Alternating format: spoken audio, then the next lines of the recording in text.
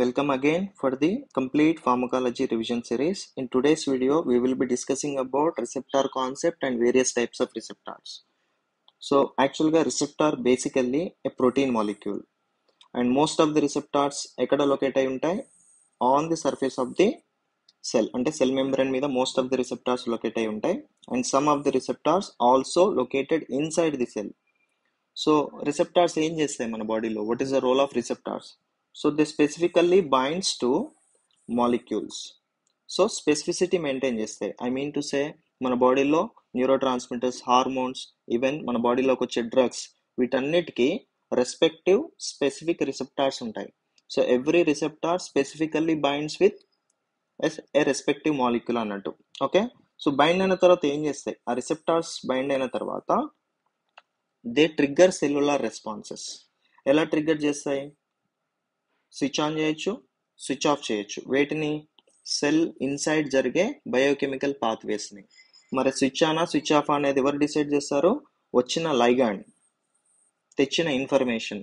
Switch on చేయమంటే switch on, of చేయమంటే of చేయమని అది ఏం చేస్తుంది? ట్రిగ్గర్ చేస్తుంది రిసెప్టార్. సో దానివల్ల ఏమవుతుంది? సెల్ బిహేవియర్ అనేది చేంజ్ అవుతుంది. అల్టిమేట్గా మీకు ఒక ఫిజియోలాజికల్ రెస్పాన్స్ వస్తుంది, ఆర్ ఫార్మకోలాజికల్ అవుట్పుట్ వస్తుంది. సో ఓవరాల్గా రిసెప్టార్ అనేది ఒక సెన్సింగ్ ఎలిమెంట్ అండ్ ఏం చేస్తుందంటే ఇట్ హెల్ప్స్ ఇన్ కమ్యూనికేషన్. అంటే ఎక్స్టర్నల్ ఎన్వైరన్మెంట్కి సెల్ ఇంటర్నల్ ఎన్వైరన్మెంట్కి మధ్యలో ఇది ఒక మీడియేటర్ లాగా వర్క్ చేసి కమ్యూనికేషన్లో హెల్ప్ చేస్తుంది. ఓవరాల్గా హోమియోస్టేసిస్ని బ్యాలెన్స్ చేస్తుంది. ఇది రిసెప్టార్ కాన్సెప్ట్. మరి మన బాడీలో చాలా రిసెప్టార్స్ ఉన్నాయి. We have number of receptors. వాటన్నిటిని క్లాసిఫై చేస్తే ఓన్లీ 4 కేటగిరీసే వచ్చాయి. ఆ 4 కేటగిరీస్ క్లాసిఫై చేయడానికి బేసిస్ ఏంటి అంటే స్ట్రక్చర్ బేసిస్, నెక్స్ట్ లైగండ్ వచ్చి ఇన్ఫర్మేషన్ ఇస్తుంది కదా, ఆ ఇన్ఫర్మేషన్ని రిసెప్టార్ తీసుకొని సెల్ లోపలికి పంపిస్తుంది కదా, సో అది పంపించే స్టైల్ సిగ్నల్ ట్రాన్సాక్షన్ మెకానిజం అంటారు దాన్ని. అలా చూసినా 4 డిఫరెంట్ స్టైల్సే ఉంటాయి. నెక్స్ట్ వచ్చేసి ఇన్ఫర్మేషన్ ఇచ్చిన తర్వాత రిసెప్టార్ సెల్ లోపలికి పంపించి రెస్పాన్స్ రావడానికి ఎంత టైం పడుతుంది, అలా చూస్తే దాన్ని టైం స్కేల్ అంటారు. అలా చూసిన 4 టైం స్కేల్సే కనబడుతున్నాయి. So this is the basis for the classification of receptors: structure, signal transaction mechanism and time scale. ఓవరాల్గా 4 కేటగిరీసే ప్రస్తుతానికి ఉన్నాయి మనకి. ఫస్ట్ వచ్చేసి ligand gated ion channel receptor. దీనికి నేమ్ ఎలా వచ్చింది చూడండి. Basically it's a receptor having a structure of ion channel and ion ఛానల్కి ఒక గేట్ ఉంటుంది. ఆ గేటింగ్ అనేది operated by a ligand. Okay, so that is why it is called as ligand gated ion channel receptor. దీనికి examples ఏంటి? Acetylcholine రిసెప్టార్లో nicotinic acetylcholine receptor దీని కింద ఎగ్జాంపుల్. గాబాలో only GABA A. Next 5-HT serotonergic రిసెప్టార్స్లో ఓన్లీ 5-HT3. ఇవి చాలా ఇంపార్టెంట్ ఎగ్జాంపుల్స్, గుర్తుపెట్టుకోండి. నెక్స్ట్ వచ్చేసి ప్రతి రిసెప్టార్కి మనం structure, signal transaction mechanism, time scale గుర్తుపెట్టుకుంటే చాలు. సో దీని స్ట్రక్చర్ వచ్చేసి పెంటామెరిక్ స్ట్రక్చర్. అంటే లైగండ్ గేటెడ్ కింద ఏ ఎగ్జాంపుల్ వస్తే అది దానికి పెంటామెరిక్ స్ట్రక్చర్ ఉంటుంది. అంటే 5 సబ్ యూనిట్స్ ఉంటాయి దీంట్లో. నెక్స్ట్ లైగండ్ వచ్చి బైండ్ అయిన తర్వాత ఆ సిగ్నల్ ఎలా వెళ్తుందంటే సింపుల్గా ఓపెనింగ్ ఆఫ్ గేట్. అయాన్ ఛానల్స్కి గేటింగ్ ఉంటుంది, గేట్ ఉంటుంది. సో లైగండ్ వచ్చి బైండ్ అవుతే అప్పుడు opening of gate. Okay, next ఏమవుతుంది? Flow of ions. ఓపెన్ అయినాక స్పెసిఫిక్గా ఒక అయాన్ అనేది సెల్ లోపలికి వెళ్ళిపోతుంది. So this is a very simple mechanism. ఇలా లైగండ్ బైండ్ అవ్వగానే గేట్ ఓపెన్ అవుతుంది, సింపుల్గా ఒక అయాన్ అనేది బయట నుంచి లోపలికి వెళ్ళిపోతుంది, దానివల్ల మీకు రెస్పాన్స్ వస్తుంది.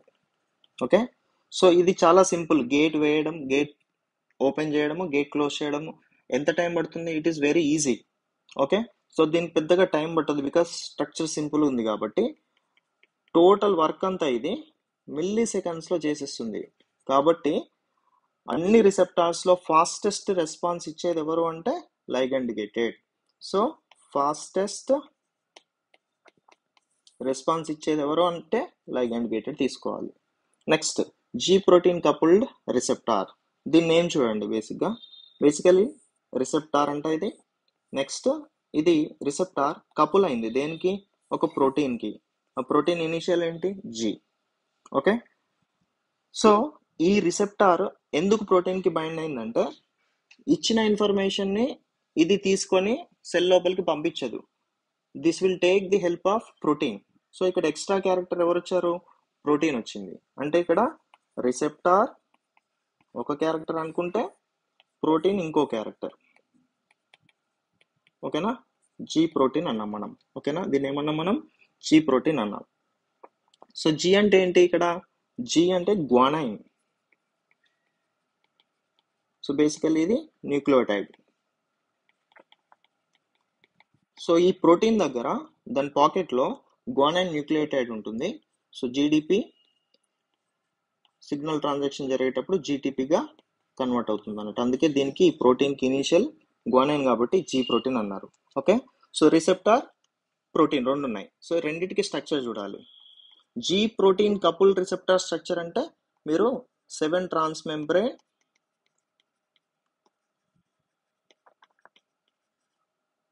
ఆల్ఫా హెలికల్ స్ట్రక్చర్ అని చెప్పాలి. ఓకేనా? అంటే 7 trans membrane alpha helical, 7 times ఇది ట్రాన్స్ మెంబ్రేన్ అవుతుంది అన్నట్టు బేసిక్గా సెల్ మెంబ్రేన్ నుంచి.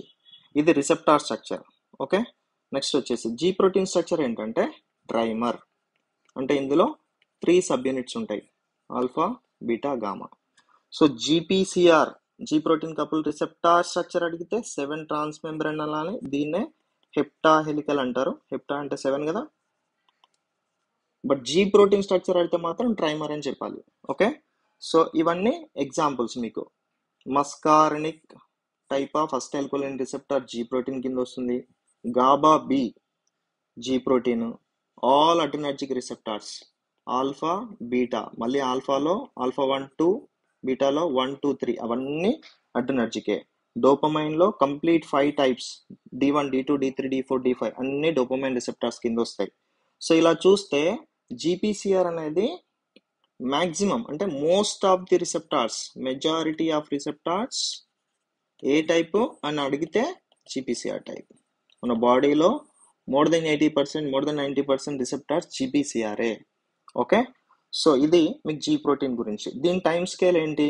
దీని టైం స్కేల్ వచ్చేసి మధ్యలో ఒకరు ఇన్వాల్వ్ అయ్యారు కదా, ఎక్స్ట్రా ప్రోటీన్ ఇన్వాల్వ్ అయింది కాబట్టి దీని టైం స్కేల్ వచ్చేసి సెకండ్స్ టు మినిట్స్ అని గుర్తుపెట్టుకోండి. ఓకే, అండ్ జీ ప్రోటీన్లో ఇంకా గుర్తుపెట్టుకోవాల్సిన పాయింట్ ఏంటంటే సెకండరీ మెసెంజర్స్ వస్తుంది. ఏమొస్తుంది మీకు? సిగ్నల్ ట్రాన్సాక్షన్లో సెకండరీ మెసెంజర్స్ వస్తాయి. జస్ట్ మీరు సెకండరీ మెసెంజర్స్ వచ్చినప్పుడు ఏ రిసెప్టార్ అంటే డైరెక్ట్గా జీపీసీఆర్ సెలెక్ట్ చేసుకోవాలి. I will give you some examples for the secondary messengers: cyclic AMP, cyclic GMP, inositol phosphate, inositol diphosphate, inositol triphosphate, diacylglycerol. ఇవన్నీ various secondary messengers involved in the signal transaction of GPCR అని గుర్తుపెట్టుకుంటే చాలు. Just names గుర్తుపెట్టుకుంటే చాలు to identify. Okay, next third type ఏంటి? Enzyme linked receptor. So సింపుల్గా మళ్ళీ ఈ రిసెప్టార్ దేనికి లింక్ అవుతుంది? ఎంజైమ్కి లింక్ అవుతుంది. ఇంతకుముందు ఇది ప్రోటీన్కి లింక్ అయింది. Okay, very very important example. Insulin వచ్చి ఏ రిసెప్టార్స్కి బైండ్ అవుతుందంటే ఇన్సులిన్ రిసెప్టార్స్కి బైండ్ అవుతుంది. సో ఇన్సులిన్ రిసెప్టార్స్ ఏ type? Enzyme link type. Next మన బాడీలో కొన్ని గ్రోత్ ఫ్యాక్టర్స్ ఉంటాయి, ఆ గ్రోత్ ఫ్యాక్టర్ రిసెప్టార్స్ కూడా ఎంజైమ్ లింక్డ్. ఓకే, సో ఇక్కడ రిసెప్టార్ ఎంజైమ్స్కి లింక్ అయి ఉంటుంది కాబట్టి డిఫరెంట్ ఎంజైమ్స్ ఉన్నప్పుడు మనకి డిఫరెంట్ ఎంజైమ్ లింక్డ్ రిసెప్టార్స్ వస్తాయి. సో అందులో very very important receptor tyrosine కైనేసెస్ అంటారు. ఈ ఇన్సులిన్ రిసెప్టార్ ఉంది కదా, ఇన్సులిన్ రిసెప్టార్లో ఆ రిసెప్టార్కి ఏ ఎంజైమ్ బైండ్ అయి ఉంటుంది? థైరోసిన్ కైనేస్ ఎంజైమ్ బైండ్ అయి ఉంటుంది. ఓకే, అందుకే దాన్ని థైరోసిన్ కైనేస్ లింక్డ్ రిసెప్టార్ అంటారు. ఏది? Insulin receptor, growth factor receptor comes under this type. Next మళ్ళీ ఎంజైమ్ చేంజ్ అయింది అనుకోండి, ఆ ఎంజైమ్ సైటోకైన్ రిసెప్టార్ ఉందనుకోండి, అప్పుడు అది సైటోకైన్ ఎంజైమ్ లింక్డ్ రిసెప్టార్ అవుతుంది. దాని కింద ఏం ఎగ్జాంపుల్స్ వస్తాయంటే ఇంటర్ల్యూకిన్ రిసెప్టార్స్ వస్తాయి. So they look after immune responses. So ఇక్కడ ఎగ్జాంపుల్స్ వచ్చాయి మనకి. సిగ్నల్ ట్రాన్సాక్షన్ మెకానిజం వచ్చి మీకు ఇందులో మెయిన్గా లైగండ్ వచ్చి బైండ్ అయిన తర్వాత డైమరైజేషన్ జరుగుతుంది. తర్వాత ఆటోఫాస్ఫారిలేషన్ అవుతుంది. ఓకే, దాని తర్వాత మీకు సిగ్నల్ ట్రాన్సాక్షన్ మెకానిజము అల్టిమేట్లీ ఎక్కడ ఎండ్ అవుతుందంటే జీన్ ట్రాన్స్క్రిప్షన్ని ఇన్ఫ్లుయెన్స్ చేస్తుంది. సో అప్పుడు మీకు రెస్పాన్స్ వస్తుంది. సో ఇది ఒక ఇండైరెక్ట్లీ ఇన్ఫ్లుయెన్సెస్ జీన్ ట్రాన్స్క్రిప్షన్ అన్నట్టు బేసిక్గా. ఓకే, సో ఇది మీకు ఎంజైమ్ లింక్డ్ రిసెప్టార్ గురించి. అండ్ టైం స్కేల్ వచ్చేసి ఇక్కడ మనకి ఎంజైమ్ యాక్టివేషన్ జరిగి పాత్వేస్ అన్ని కనెక్ట్ అయ్యి జీన్ ట్రాన్స్క్రిప్షన్ లెవెల్లోకి వెళ్ళాలి కాబట్టి కొంచెం డిలే అవుతుంది. సో ఇది వచ్చేసి మనకి మినిట్స్ టు అవర్స్ అవుతుంది. ఇది third type of receptor. Next finally nuclear receptors వచ్చేసి name itself implies some information. ఈ రిసెప్టార్స్ డైరెక్ట్గా న్యూక్లియస్ మీదనే, మన సెల్లో న్యూక్లియస్ మీదనే డైరెక్ట్గా లొకేట్ అయి ఉంటాయి, డిఎన్ఏ మీదనే. అండ్ కొన్ని రిసెప్టార్స్ వచ్చేసి సైటోసాల్లో ఇలా తిరుగుతూ ఉంటాయి. సో వీటిని ఆర్ఫాన్ రిసెప్టార్స్ అని కూడా అంటారు. కొన్నేమో డైరెక్ట్గా న్యూక్లియస్ మీద లొకేట్ అయి ఉంటాయి. వెరీ వెరీ ఇంపార్టెంట్ ఎగ్జాంపుల్స్ వచ్చేసి మన బాడీలో స్టిరాయిడల్ హార్మోన్స్ ఉన్నాయి కదా, లైక్ ఈస్ట్రోజెన్, ఆండ్రోజెన్, కార్టికోస్టిరాయిడ్స్. వాటన్నిటికీ స్పెసిఫిక్ రిసెప్టార్స్ అవన్నీ న్యూక్లియర్ టైప్ అని గుర్తుపెట్టుకోండి. థైరాయిడ్ హార్మోన్ ఉంది కదా, దానికి థైరాయిడ్ రిసెప్టార్ ఉంటుంది, ఇది కూడా nuclear receptor. Next very important set of receptors peroxisome proliferated activated receptors అని ఉంటాయి. ఇవి కూడా న్యూక్లియర్ రిసెప్టార్స్ కింద వస్తాయి. ఓకే, సో మెయిన్గా ఇందులో గుర్తుపెట్టుకోవాల్సిన పాయింట్ ఏంటంటే సిగ్నల్ ట్రాన్సాక్షన్ మెకానిజం ఇదేంటంటే directly regulates gene transcription.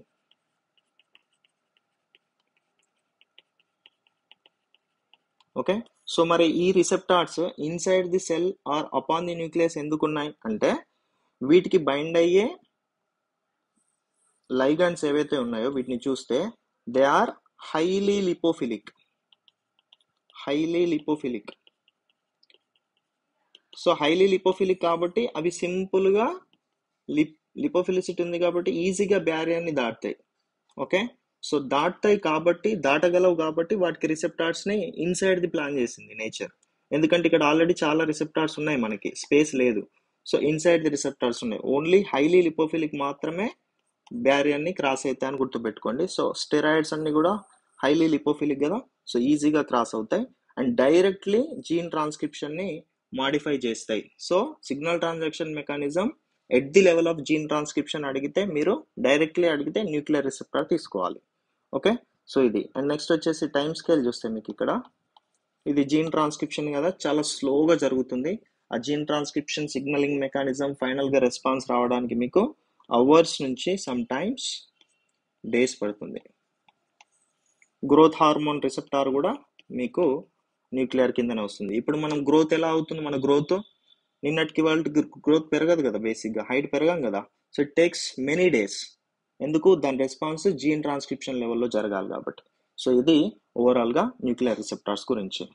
So ఈ క్లాస్లో మనము ఏం డిస్కస్ చేసాం, ఓవరాల్గా సమ్మరైజ్ చూస్తే రిసెప్టార్ కాన్సెప్ట్ చూసాం, అసలు రిసెప్టార్ ఎందుకు, రిసెప్టార్ ఏం చేస్తుంది బాడీలో, దాని తర్వాత క్లాసిఫై చేస్తే ఏ బేసిస్ మీద క్లాసిఫై చేశారు, దాని తర్వాత ఆ 4 టైప్స్ ఏంటి, అందులో స్ట్రక్చర్ ఏంటి, సిగ్నల్ ట్రాన్సాక్షన్ మెకానిజం ఏంటి, టైం స్కేల్ ఏంటి, ఏమైనా key important points along with examples అన్ని డిస్కస్ చేస్తాం. సో నెక్స్ట్ వీడియోలో ఏఎన్ఎస్ మీద నేను క్విక్ సమ్మరీ వీడియో చేస్తాను. ఓకే, సో మీరు ఈ వీడియో నచ్చితే సబ్స్క్రైబ్ చేసుకోండి. ఓకే, లైక్ చేయండి, మీ ఫ్రెండ్స్తో షేర్ చేసుకోండి. సో మీకు నోటిఫికేషన్ బెల్ క్లిక్ చేస్తే నెక్స్ట్ వీడియో వచ్చినప్పుడు నోటిఫికేషన్ వస్తుంది మీకు. అండ్ కమెంట్ చేయండి మీకు ఏ టాపిక్స్ కాంప్లికేటెడ్ ఉన్నాయి, దేని మీద మీకు సమ్మరీ వీడియో కావాలి అని. ఓకే, సో దీని ఫాలోడ్ బై ఈ టాపిక్కి సంబంధించి MCQ వీడియో కూడా వస్తుంది. Thanks for watching.